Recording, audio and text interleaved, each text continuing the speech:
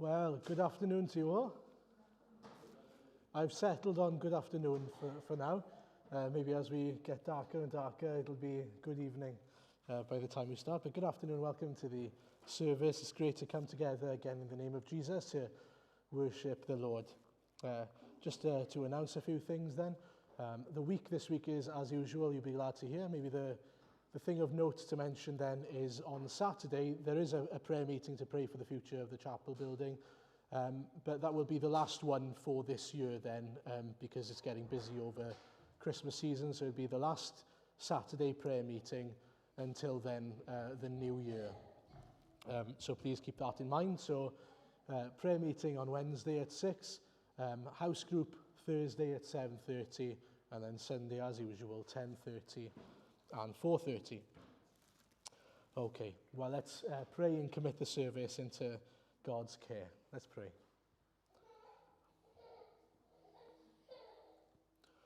Lord God, we are so grateful to you for the freedom and the ability and the health and the strength to come again today to worship you.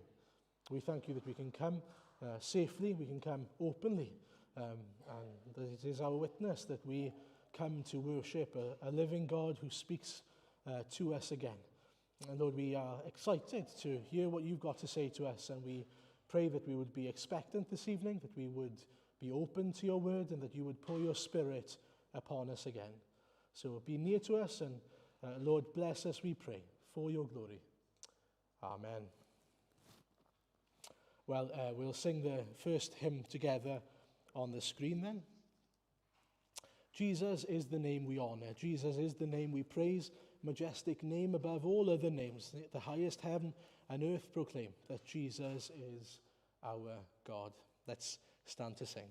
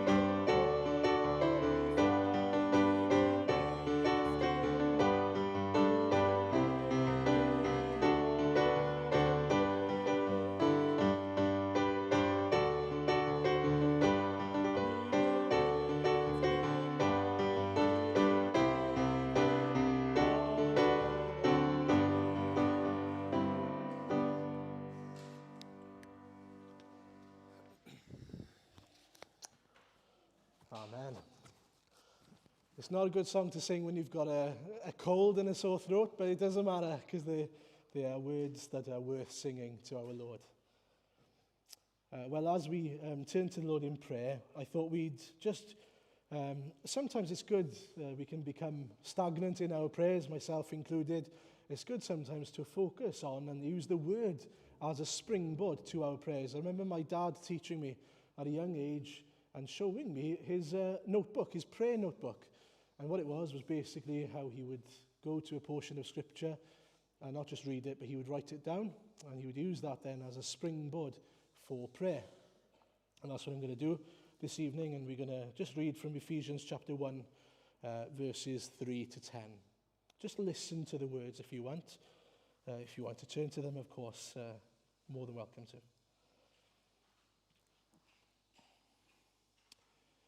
Praise be to the God and Father of our Lord Jesus Christ, who has blessed us in the heavenly realms with every spiritual blessing in Christ.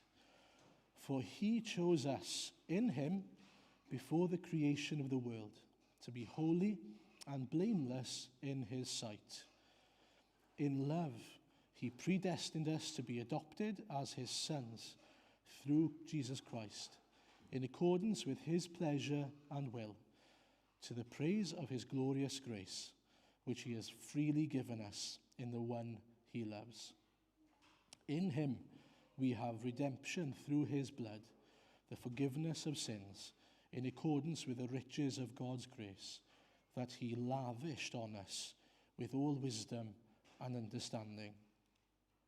And he made known to us the mystery of his will, according to his good pleasure, which he purposed in Christ, to be put into effect when the times will have reached their fulfillment, to bring all things in heaven and on earth together under one head, even Christ. Lord God, we thank you for this evening again and this opportunity to come and worship you, Lord Jesus, the one we just read about, the one who in him all things have been made known to us, have been given to us, have been lavished upon us in grace. Lord, as we read this passage, we are just amazed and thrilled at what you have given us, what you have made us through Jesus Christ. We thank you that because of Jesus, in Jesus and through Jesus, we now are different people. We now belong to you. We are your children, adopted into your family. We are now citizens of your kingdom. We are now people with a purpose to glorify, to praise your name. And Lord, as we look through this passage, we are given numerous reasons to praise you, numerous reasons to give glory to you, Lord, that you have chosen us, that you have predestined us, that you have forgiven us, that you have freely given us the one you love, your Son, that we didn't do anything to earn his incarnation, his perfect life and his sinless death, but that he chose to give of himself and that you chose to give him for our sake. Lord, we thank you for the forgiveness of sins in accordance with the riches of your grace that you have lavished on us.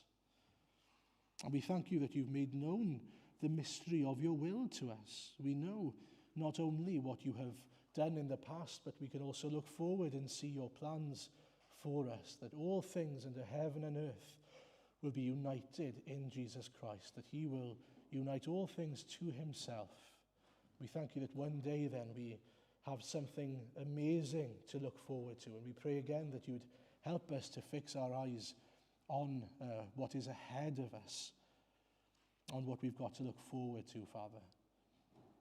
That new heaven and that new earth and that paradise between you and us, all under the reign of the Lord Jesus Christ. Lord, we are so grateful to you and we give you praise and glory again.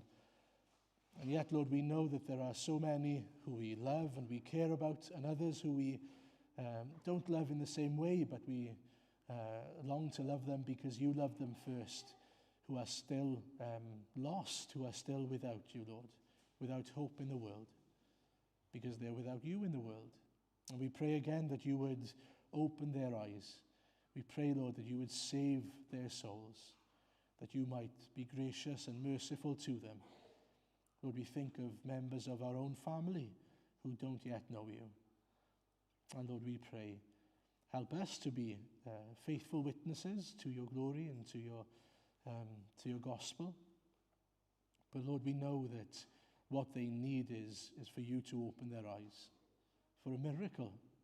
And we are just so glad then that we can come tonight again to the God of miracles, the God who can do the impossible, that there's nothing that is beyond your control and your abilities. And so we pray, Lord. We pray big prayers. We pray that we'd see this church doubled, trebled in size.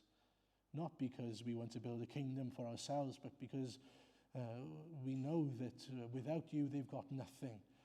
And Lord, that you are worthy to be praised and honoured as the King and the God that you are. We pray that you transform this town, Heavenly Father, to being a town that not only fears you with reverent fear, but that loves you, that knows your voice, that follows you. Lord, what a big prayer, and yet you are a big God. Lord, we know that you will do whatever is according to your will and your purposes. But we also know that you call us to pray and to seek you and to seek your goodness and your blessing. And so we come again and we ask for these good gifts that you have promised that you will give us if we ask. Again, we pray tonight for the Holy Spirit to come and fill this place and to fill us and to deal with us. And Lord, we pray that this joy that we heard about, the fulfillment, the fullness of the blessing that we heard about this morning, the living waters will flow as a fountain then from the inside of our hearts to those around us. Lord, as we come before you again, then we pray as we seek you in your word that you would open our eyes to the truths of Ezekiel. Lord, as we consider the final 2 chapters of Ezekiel tonight, we pray that again you would remind us of what you've taught us already in Ezekiel, but also show us something new, something of the Lord Jesus, something of his glory, something of his person and his work. And Lord, we pray that we would glorify you as you are worthy to be glorified. And Lord, we pray for those who can't be with us, who struggle at the moment, who are housebound perhaps, who are ill. We pray your blessing on them. We pray that you would make yourself known to them and that you'd encourage them. We thank you for means of grace, things like CDs that can be given to them and the stream, Father. We pray a blessing on these things. And we also pray, Father, that you'd continue to work in and through them, even if they are housebound. We pray that those who are housebound would be faithful witnesses to their carers or to their staff, wherever they are, Father. And we pray for those who are struggling at the moment, that you would uphold them and that they would continue to trust fully in you. We pray that they would be reminded that you will hold them fast, that you will and you have taken hold of them, and you will finish that work that you have begun in them. You're not going to let go of them, Father. And we thank you that that's true for us, all those who are in Christ Jesus. We are safe in you. Oh, what a glorious truth that is. What a glorious reality that is. Help us to rest in that again this evening. So, Lord, be with us and bless us and keep us, we pray. Keep us from the evil one. Keep us from temptation. Keep us from all evil. And Lord, point us again to the Lord Jesus and help us to fix our eyes on him, the King of Kings, the Lord of Lords, for his name's sake. Amen. Well, before we read, we'll sing together the next hymn. Hopefully, and can it be that I should gain an interest in the Saviour's blood? Died he for me who caused his pain, for me who him to death pursued. Amazing love, How can it be that thou, my God, shouldst die for me? Let's stand to sing.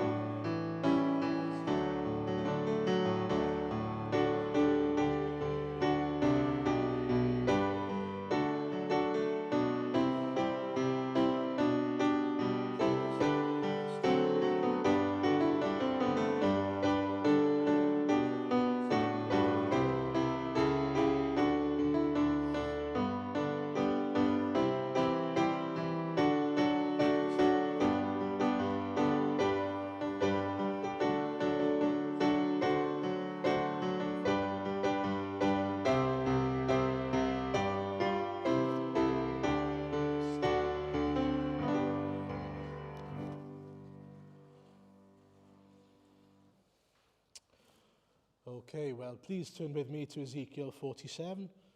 We're going to read the first 12 verses of Ezekiel 47 and then the last 5 or 6 verses of Ezekiel 48.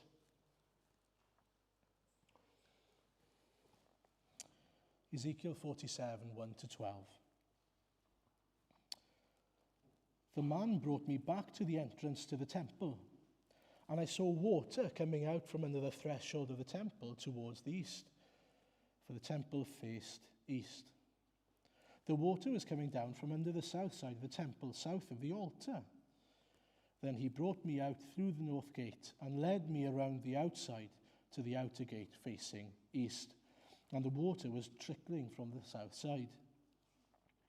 As the man went eastward with a measuring line in his hand, he measured off 1,000 cubits, and then led me through the water that was ankle deep. He measured off another 1,000 cubits, and led me through water that was knee deep. He measured off another 1,000 and led me through water that was up to the waist. He measured off another 1,000, but now it was a river that I could not cross, because the water had risen, and it was deep enough to swim in, a river that no one could cross. He asked me, "Son of man, do you see this?" Then he led me back to the bank of the river. When I arrived there, I saw a great number of trees on each side of the river. He said to me, "This water flows toward the eastern region and goes down to the Arabah, where it enters the Dead Sea. When it empties into the sea, the salty water there becomes fresh. Swarms of living creatures will live wherever the river flows. There will be large numbers of fish, because this water flows there and makes the salt water fresh. So where the river flows, everything will live. Fishermen will stand along the shore from En-Gedi to En-Galim. There will be places for spreading nets. The fish will be of many kinds, like the fish of the Mediterranean Sea. But the swamps and the marshes will not become fresh. They will be left for salt. Fruit trees of all kinds will grow on both banks of the river. Their leaves will not wither, nor will their fruit fail. Every month they will bear fruit, because the water from the sanctuary flows to them. Their fruit will serve for food, and their leaves for healing." And then chapter 48, verses 30 to 35. These will be the exits of the city, beginning on the north side, which is 4,500 cubits long. The gates of the city will be named after the tribes of Israel. The 3 gates on the north side will be the gate of Reuben, the gate of Judah, and the gate of Levi. On the east side, which is 4,500 cubits long, will be 3 gates: the gate of Joseph, the gate of Benjamin, and the gate of Dan. On the south side, which measures 4,500 cubits, will be 3 gates: the gates of Simeon, the gate of Issachar, and the gate of Zebulun. On the west side, which is 4,500 cubits long, will be 3 gates: the gates of Gad, the gates of Asher, and the gates of Naphtali. The distance all around will be 18,000 cubits. And the name of the city from that time on will be, "The Lord is there." Amen. Okay, well, there's a wonderful theme for us this evening. The Lord is there. Just to recap what we've heard so far, especially from chapters 40 to 48 then, if you remember the situation that Ezekiel especially and his people are in, they're in exile. But God has made a promise in the form of a vision. That's basically what we've got in chapters 40 to 48, a revelation, which is also a promise, which is a promise that God has a plan then, that God will redeem his people and provide a way for them to worship him and for them to see his glory again and for his glory to dwell among them as a people. And really, you could argue that Ezekiel 40 to 48, those chapters, are one big picture, one big sort of scene, which is true. But I think you can split it up quite fairly into 3 parts. So the first one is then that God would dwell among his people in, and we saw this from chapters 40 to 43, in the person of Jesus himself. And then we heard from Glyn from 43 and 44, but also really the same in effect is 45 and 46, which is a picture of what it meant to worship God. The people now, what was their part in worshiping God in his temple? So they would be restored to a place where they would again be acceptable before God in that temple. And so step one is the temple. Step two is the restoration of God's people in the temple. And now is we've got step three, which is the life that flows from Jesus Christ, the blessing and the growth, the life that comes from the altar, it says to us in the picture. And it's a picture, it's a wonderful picture that we read about there in chapter 47, which is of this river that trickles out from the temple. That's verses 1 to 12. And one important thing to note is historians will tell you that there was no physical river that trickled out from any or all temples in Jerusalem. And so it's not a literal river. It is a spiritual river that we're looking at tonight. But what's special about that river? What's so important to note about this river? Well, take a look again. And what you'll see is, well, the first thing we'll see is, as you go further into the river, it gets deeper. That's one interesting point. But also we read that this river ends up in the Dead Sea. And then what happens is that as the river flows into the Dead Sea, it changes the Dead Sea from being salty to being fresh. It changes this dead, state of water into being a life-giving, life-producing water in this wonderful picture that we have. It says in verse 9, where the river flows, everything will live. And this picture is then, try and picture it in your mind. I know it's not easy always, but try and picture in your mind this river that flows, and everything it touches bears fruit and brings life in its surroundings. We hear that there are trees that grow either side of the river because of the water, that fish are now alive in the water. Where obviously in the salty water, it was the Dead Sea, so there was no life. And that would have been such a refreshing, such an amazing picture for someone like Ezekiel, compared to what he was used to. Do you know what he used to, if anything, any liquids that would have run out of the temple? Do you know what they'd be used to? The smell and the stench of blood. The smell and the stench of death flowing out from the temple. That's the liquid that they would have experienced seeing. Many people from this chapel have told me that they've seen in Jerusalem little channels for blood flowing from where the altar was in Jerusalem. So some sort of drainage system for the blood to go out to the temple. They'd have been used to that. But here we hear this wonderful picture that from the altar, from the sanctuary, comes this life-giving waters. Isn't that amazing? What a transformation. And it's important to note that this water, we read in verse 12, if you take a look at it, is life-giving. That's very important. It's life-giving.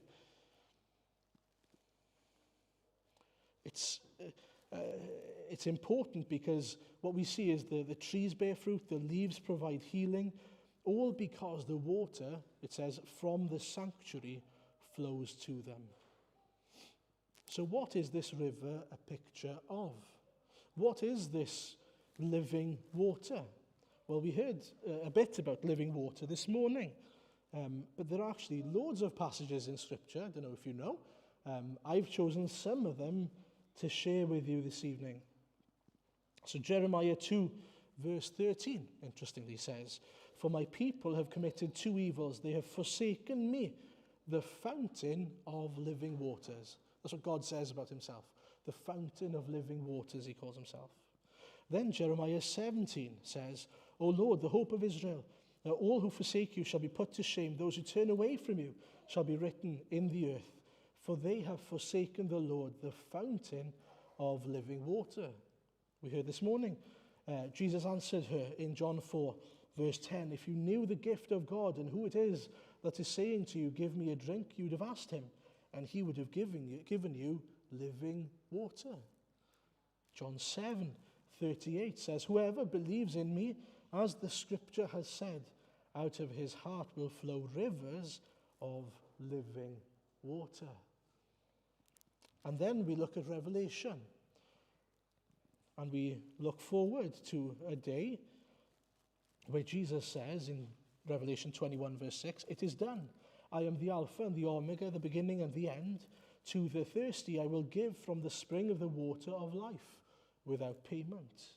And then Revelation 22 is a picture of the new city, the new Eden, if you like.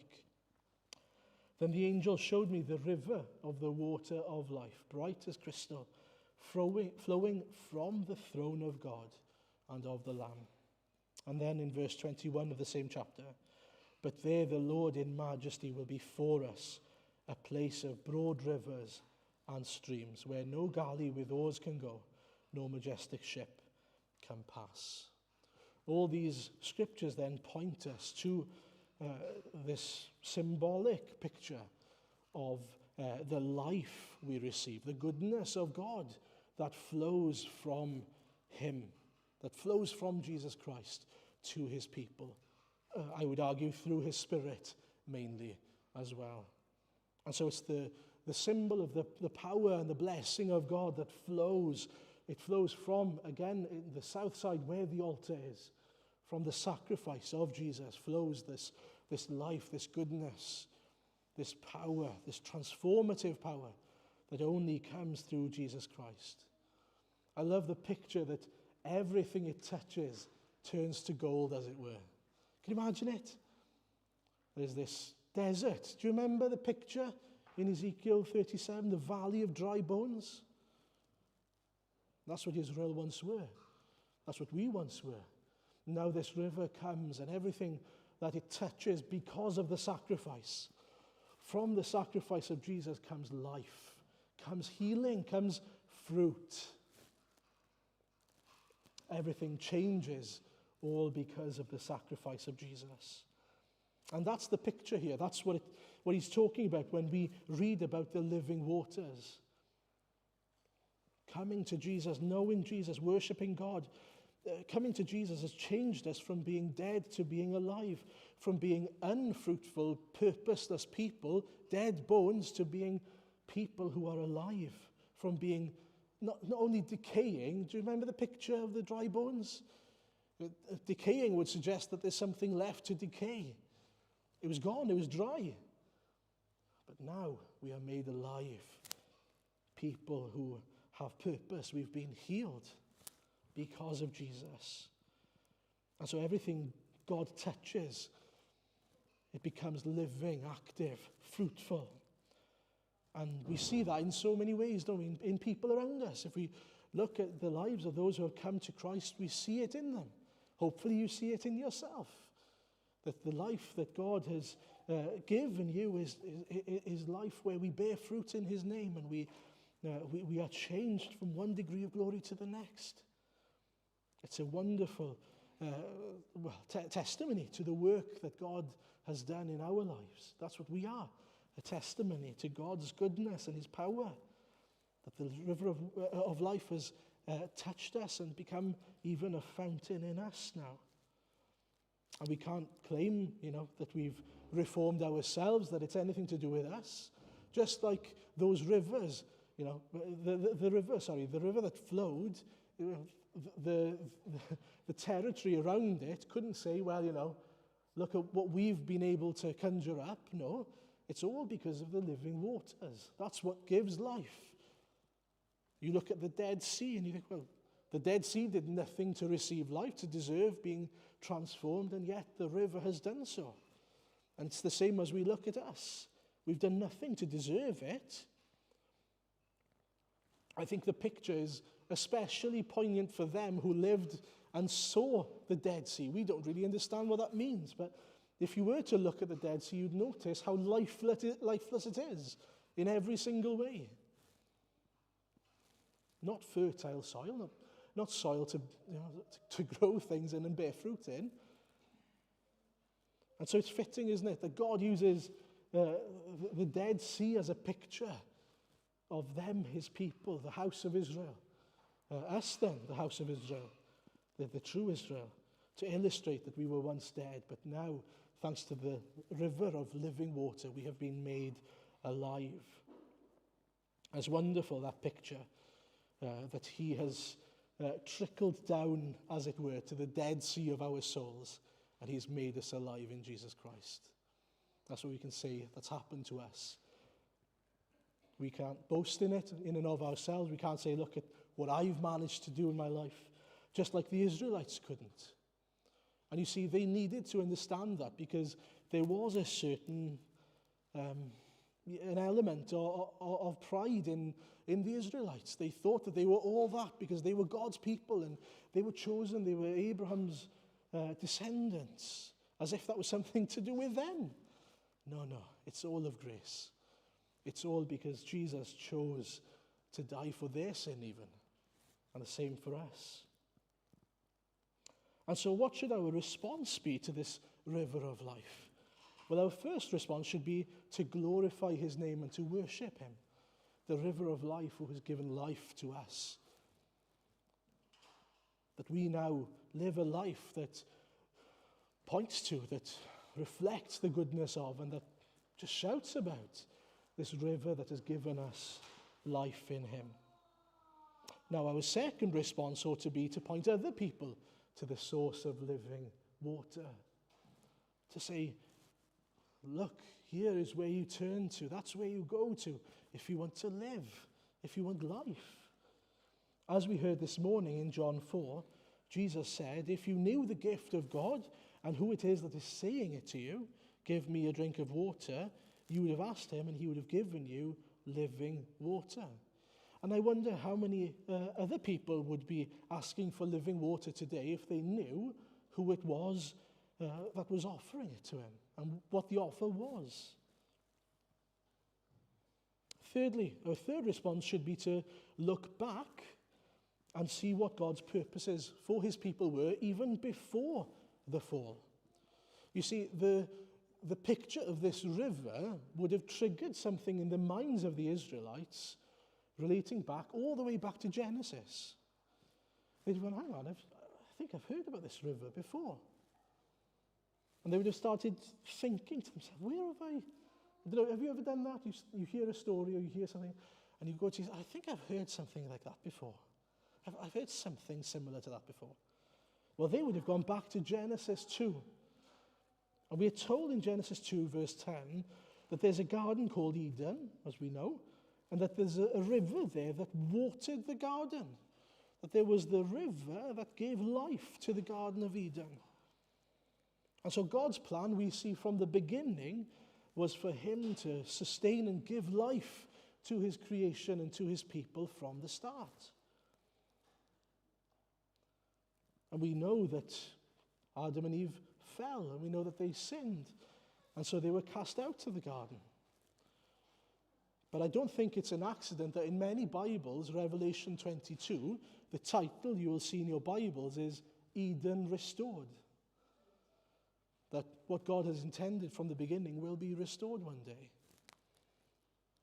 And so we can look back, we can be reminded that firstly, creation was good and God's plan was good. Very good, he says. And it's not that God spoiled things, but people. People sinned, people turned away. And yet, who is it here? In Ezekiel, we see fixing the mistakes of the house of Israel. It's God. It's God who gives them a second chance to come back. He gives them a new, the temple, the ultimate temple, as was planned from the beginning, Jesus Christ, to meet with God and a new opportunity to come and serve him and live for him.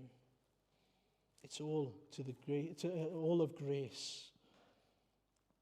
And lastly, our fourth response should be to look forward to experiencing this living water in its fullness. What I mean by that is there's definitely a sense in which this river points us forward to a place and a day where we will experience this life-giving power in its fullness. We experience something of it now, a lot of it now, through Jesus Christ, through the gospel.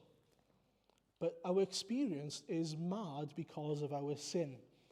That's very important, and actually, John in Revelation makes that point. Listen to the words of Revelation 22, verses 22, chapter 22, verses 1 onwards. Then the angel showed me the river of the water of life, as clear as crystal, flowing from the throne of God and of the Lamb, down the middle of the great street of the city.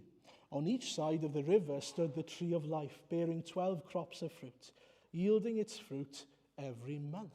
I think we've heard about this every month in Ezekiel. And the leaves of the tree are for healing of the nations. I think we've read about healing of the nations in Ezekiel. No longer will there be any curse. The throne of God and of the Lamb will be in the city, and his servants will serve him. They will see his face, and his name will be on their foreheads. There will be no more night. They will not need the light of a lamp nor the light of the sun. For the Lord God will give them light, and they will reign forever and ever. Now that's the picture.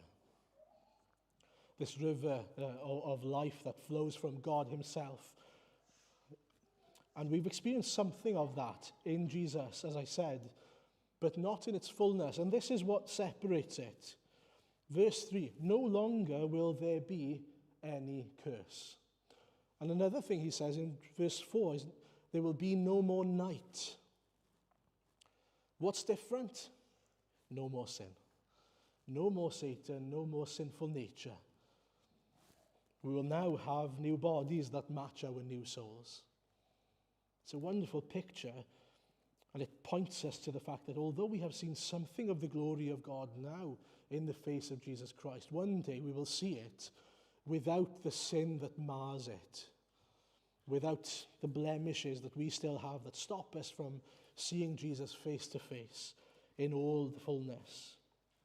And it's such an awesome picture of what is to come. I don't know about you, but when I get dismayed, I often turn to Revelation. I often turn to Revelation 21 and 22 because it just reminds me of what God is preparing for his people. This is what's in front of us. This is what's waiting for us. Perfection. No more sin, no more death, no more tears. All things will be made new, and it'll be perfect. It'll be Eden restored. And so you might be asking the question, well, how should this impact our lives now, today? Of course, Ezekiel would have been excited about that because he was in exile and, he was waiting for this to happen. Well, I would say, so are we. So are we. We are still waiting for this to happen ourselves to a degree. We've experienced some of the fulfillment of what was promised to Ezekiel. We've experienced the fulfillment of the promise of the new temple that was given in the vision is of Jesus Christ.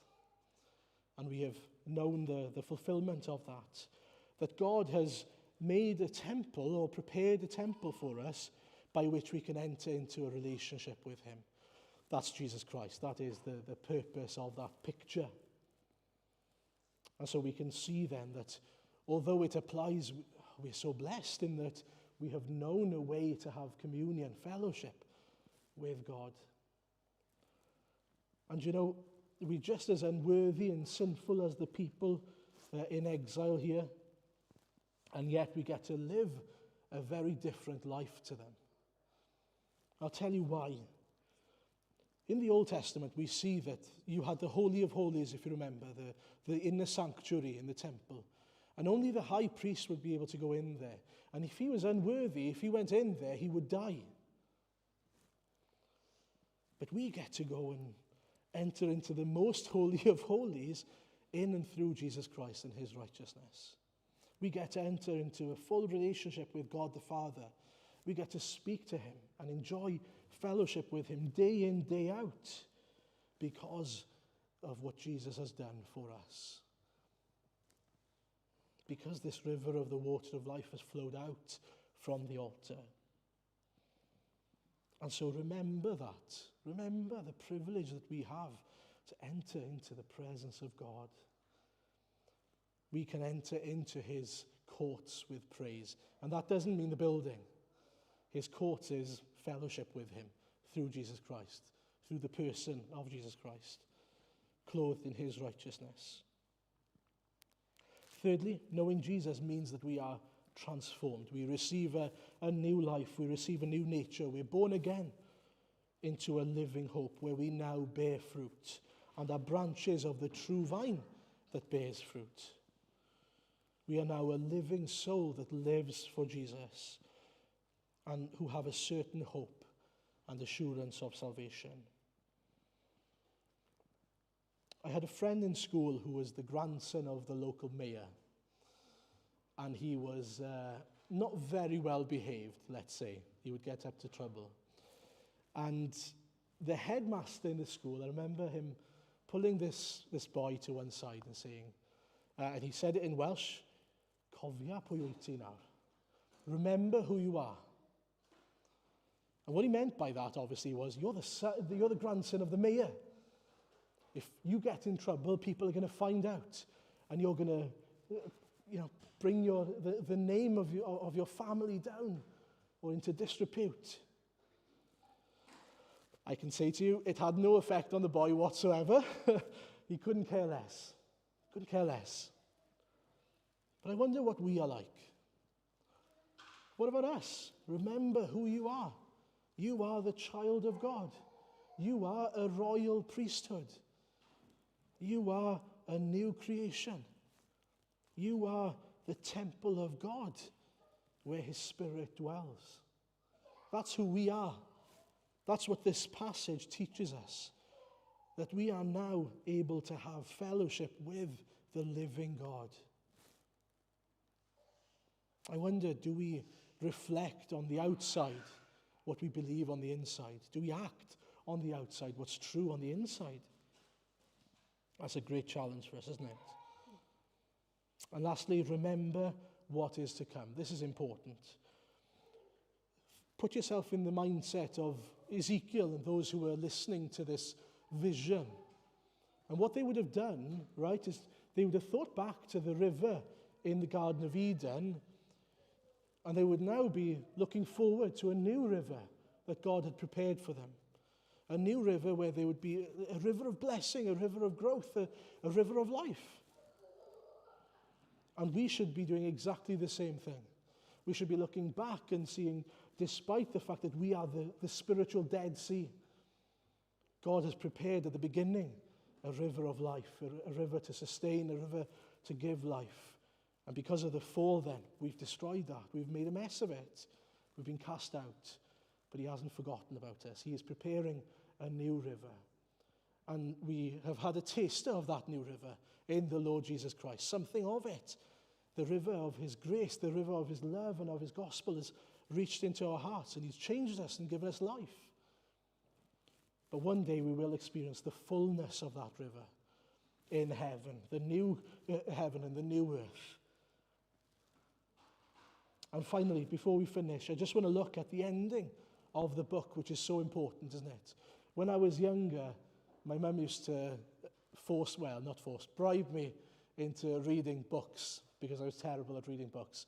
So what I would do to try to get away with it, she would bribe me by saying, "I'll buy you a new tennis racket or a cricket bat," something like that, if you read the book. Fine. But what I would actually do is, it's terrible, I know, I'd read the beginning of the book, I'd skim through parts of it, especially the headings of that. By the way, I should say, kids, don't try this at home, right? It's not a good idea. I'm not endorsing it. It was wrong and a bad idea. But I would look at the headings of the chapters and try and come to an understanding. I would always get caught out, so don't try it. It doesn't work. And then I'd look at the end and go, oh, there we are. I've got a good idea now of what happens. Well, in this case, actually, you could do that with Ezekiel to some degree. You see everything that you need to know right at the beginning about the glory of God and about the sinfulness of man. And now you see, despite their sin, God has prepared a way for them to be right with him again. And we finish with that wonderful new name of the city, the Lord is there. And in chapter 48, and we'll look a bit at this in the house group, we learn that this new city is a place for all the people of God to dwell, first of all. That's the whole point. You see the 12 tribes of Israel there. They're all there, and they've all got a gate. It's a picture of the completeness of the church. Everyone is welcome. Everyone can come in. We also learn that it's a hive of activity. The picture there in chapter 48 again is of people working, farming, producing food, and by doing so, they're worshipping God. They're functioning. They're people who work and enjoy worshipping God. And I can't say with absolute authority, but I do imagine that that's what we'll do in heaven as well. We'll be functioning, working, enjoying and worshipping God by doing so. I don't know if your mind works like this, but sometimes I start thinking to myself, I wonder what I'll be doing in heaven. I wonder. I'd like to think maybe I'll be doing some woodwork or some building work maybe. That's what I enjoy doing in my spare time. I wonder what we'll be doing. But everything we do, we know will be fruitful, will be good, will be for God's glory. And lastly, we hear the most important thing. God is there. Not only among some of his people, not only sort of being represented by Ezekiel, he is there at the center. He is the new city, effectively. He is the light of the new city. And everyone is living for him and under him. And that's why the book ends with the name of the city from that time on will be, the Lord is there at the center. And if that doesn't get you excited for heaven, I don't know what I can do for you, if I'm honest. If that doesn't get you excited for the fact that there, he will be at the center. The Lord will be there. He is here now. He is here dwelling in us as the temple for his people. But there will be a day where the Lord will be there and we will be there. And that's it. That's what we will get to enjoy for eternity. No sin, no evil, no tears, no war, no conflict. Just pure harmony with our God. I can't imagine anything better. The Lord is there. And so in a time where people are losing faith in humanity, and I understand why they are, despairing at the creation, point them to the one who will make all things new. Do you know, we hear a lot now about people who are aware that things are wrong in the world, that there's a problem. You know, think back to a couple of weeks ago, COP26. People are realizing that the earth is being damaged. And they think, well, we need to start fixing this. Don't get me wrong, we need to definitely be taking care of what we've been given by God and being good stewards of creation. But I also know that we'll never make that mess that sin has caused right again. But praise God, Jesus will. He will make all things new. And one day we'll get to be in that new heaven and new earth with him and enjoy that newness, that perfection of life for his glory. Amen. Well, let's worship our King. Let's sing the last hymn together. Who is he in yonder stall, at whose feet the shepherds fall? Who is he in deep distress, fasting in the wilderness? Let's stand and sing together.